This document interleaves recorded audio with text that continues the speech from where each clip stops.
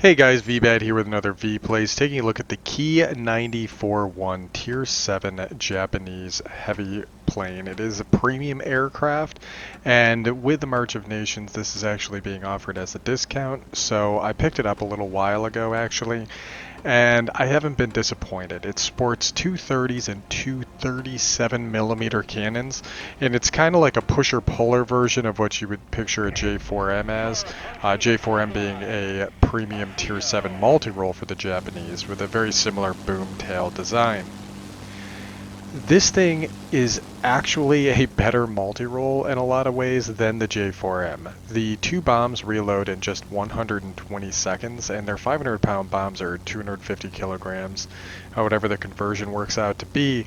But with this reload time compared to the 180 on the J4M, it's way more powerful now. It's not nearly as maneuverable, but it does have some serious firepower. In this particular mission, I needed to get one more ground target destroyed in order to complete one of the Halloween missions in order to get the Phoenix emblem, so that should have achieved it right there, so that's good for us. And I'm just going to power through because I'm not actually supposed to be here, but I will defend it against incoming aircraft, and now we're going to go ahead and kick the nose up and try and climb up to higher altitude with it. It's not the fastest plane at Tier 7, but it is going to be able to hold its own, and it's just kind of a decent heavy fighter, if that makes any sense, but it definitely has the firepower in spades, and you can just hear it, right? You can almost feel the volume of shells coming out of this. Very quick fire, and when you get this thing to specialized, you can actually put two weapon modifications on it, so you can really get the full potential out of it. Right now we're using the gas operated action because I just want to maximize the amount of DPS coming out of this thing. If I'm going to get the guns on target, I'm not going to be able to keep them on long due to the lack of maneuverability, but I will be able to knock that target out fairly effectively because of the volume. Because these are 37s and 30s mounted on the wings, they're not nearly as accurate as most other heavy fighters that have them nose mounted. So we are going to keep the gyroscopic gun sight on here in order to maximize the accuracy of the weapons. But you can see here just a few bursts from these guns are able to do some pretty significant damage, and additionally they actually cool off pretty quickly as well. You see some more aircraft coming towards the zone. I'm a little bit wary about the volume of aircraft, but just look at this gun run on a lighter armed target and the amount of damage we're able to kick out. Now I do have two multi-rolls gunning on my position. We've already lost our engine. We know we're not going to be able to get away, so you'll see that I'm staying out of the zones. I'm not going to die in the zone. I have resigned myself to my death, but I managed to take out the bombers that were coming into the area, and I took out one of the player-controlled fighter aircraft. So at this stage, early on in the battle, we're already over 4,000 personal points, so we're doing a good job. Our allies have managed to pick up the airfield. We've done our part, and we picked up our mining facility before they picked up theirs, so we're already ahead on the capture as well. I'm going to go ahead and respawn at the airfield. Our bombs are already back, like we talked about, and I'm just going to go ahead and ping the mining plan, let the bots know where we're heading, and I'm going to make my way over there as well, looking to see where some of the enemy aircraft may be. We got the bombs back, so I'm going to look for a site that's a little bit less armored, and that's going to be this site we're lining up on now, because it does have 3 of the lightly armed structures and then 3 of the armored. And because these guns have so much firepower, we can actually finish off a similar site right there. I'm going to throw some rounds into the AA guns here. I've been making a habit of doing this lately, that if I have an AA site in front of me, I'm going to go ahead and throw some rounds at it because it's going to help the survivability of my allies up at altitude. There's nothing worse than having no enemy aircraft in a zone, but you lose capture because one of your allies was taken out by AA. And AA has been buffed over the past year to be quite a significant threat. We are going to make a run-in on this Spitfire, which is, I think that's human controlled. He managed to maneuver at the last minute because he saw me coming, but we did get a crit. That was that noise where you kind of hear that crash and hissing noise. So once you kind of identify that, you're like, okay, so we've gotten a good hit on him, and then he was finished off by an ally, and we get a nice assist from it. We don't have any boost left, and we are getting above our altitude regime, but I'm really being aggressive against this Mosquito because I know I can do something like that. To be fair, there is incoming fire that was coming from an ally as well. We are able to close on this P-38F Defender, easily kill that aircraft. I'm kind of trying to pick between these two aircraft, but I note that the 190D is at lower altitude. He's kind of heading away from me or across my field. And if I have the opportunity, I'm going to prefer to kill an enemy plane opposed to just an enemy defender, because an enemy defense aircraft, if we capture the zone, will automatically disappear while the enemy aircraft will remain, so it would be a threat to me, so better to take that one out. Again, we're going to use the heavy firepower from this aircraft to go after this DOE 17M. A little bit of trigger discipline here in order to ensure that we're getting the maximum effect from the guns, because they actually take a little bit longer to cool down if you get them to fully overheated, I've noted.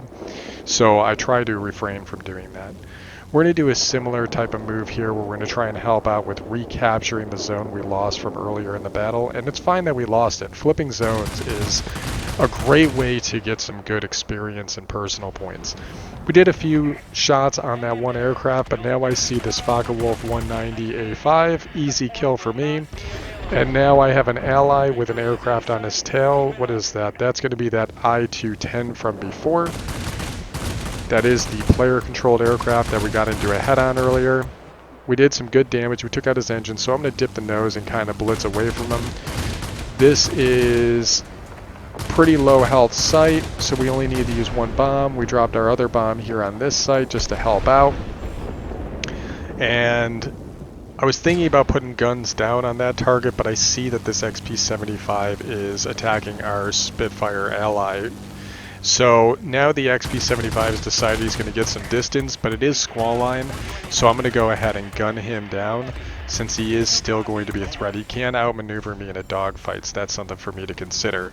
I'm going to get some distance from the aircraft that's trailing me, dipping the nose just about 10 degrees in order to get maximum acceleration out of the aircraft, and we've hit our boost cooler. We're always hitting the boost cooler whenever we get low on boost.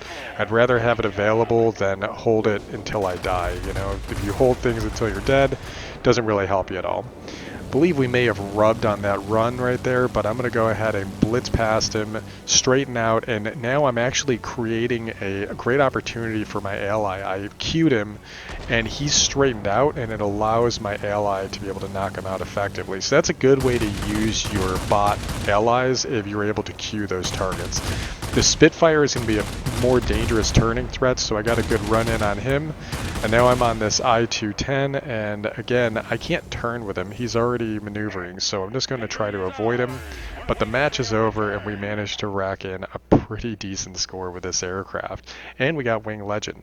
So let's go back to the hangar and talk a little bit more about this aircraft in some detail. Alright, so please be aware that I'm running this with a booster currently, but with the booster you can see you can get a bit of an idea of what you can get with the Tier 7 Premium. We're looking at 242,000 per silver credits, and then 303 for the premium account. We were also able to complete several missions during this. It is the beginning of the Halloween event, and we were able to unlock a paint scheme, apparently. I'm not sure if that's going to be an emblem. I'm willing to bet that that's that Phoenix emblem. Yep, there it is. It was the Phoenix emblem. That was for killing ground targets as well as air targets. 15 ground targets, 10 air targets. And we got our final ground target with this platform, which is why I wanted to fly it. I've actually had this for a little while now. I just haven't been taking it out.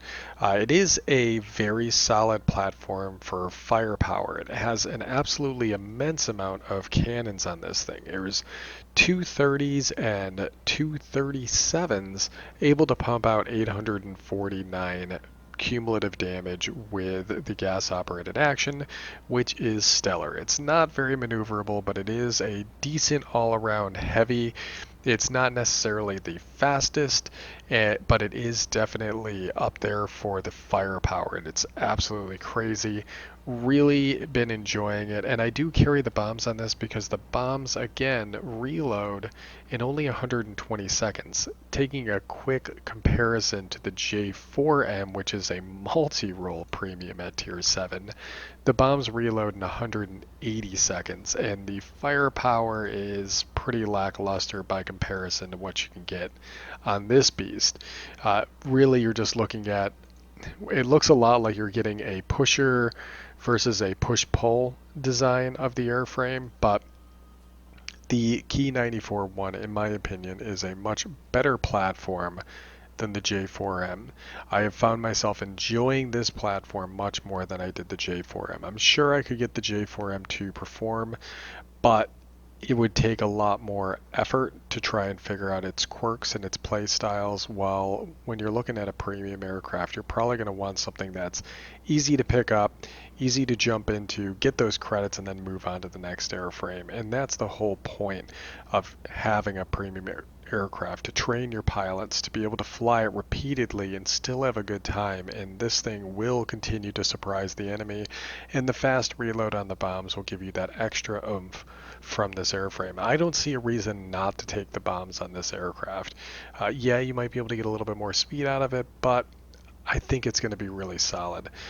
If you do decide to get this thing up to specialized, you actually have the option of putting on a second forward-firing armament modification, which means that you can actually bump this thing up to either increase the range, or you can possibly increase the bolt carrier, or give it the bolt carrier to increase the duration of fire off of these big beefy guns. These are all pretty viable options, especially since with the bolt carrier you can roll for increased rate of fire, as well as roll for increased rate of cooldown with the gas operated action. So those two are probably going to complement each other very well. It's not going to be helping your accuracy, so I'm going to be keeping the gun sight on this. But the sheer volume of fire you can have come out of this aircraft, especially if you get the point blank range, is going to be nasty. And I really look forward to seeing what we can push this damage up to on this airframe. And at tier 7, this is a scary prospect for anybody, I'm sure. Anyways, I hope you guys enjoyed this review of the Ki-94-I Japanese Tier 7 Heavy Fighter Premium. And again, I'll catch you guys on the next one. Always getting closer. I'm marching till it's over.